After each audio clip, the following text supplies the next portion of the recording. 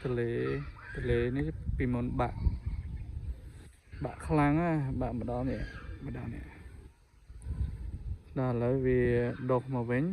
មានន័យថាវាហូរមកវាកូរដីនៅខាងនេះវិញវាទៅបាក់ខាងនោះវិញអញ្ចឹងវាវត្តចុះវត្តឡើងទៅក៏ទៅបាក់នៅខាងនោះវិញបាក់នៅខាងនោះនៅជួយខាងនោះ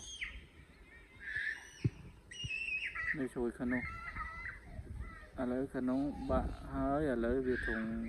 មានអារម្មណ៍ថាមកយ៉ាងនេះវាទឹកទន្លេវា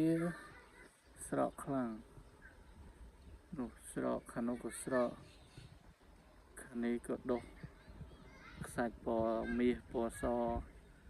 ដូចខ្សាច់សមុទ្រមកវិញនេះសល្អខ្សាច់នេះចឹងវាល្វឹងហើយនេះសាវាលដែលគេត្រូវធ្វើកូនថ្នាំជក់អ្នកខាងកំពង់ចាម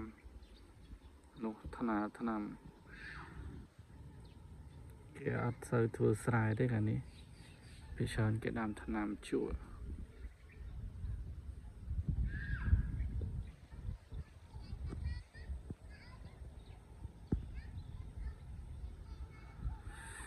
ស្អាតស្រឡះល្អ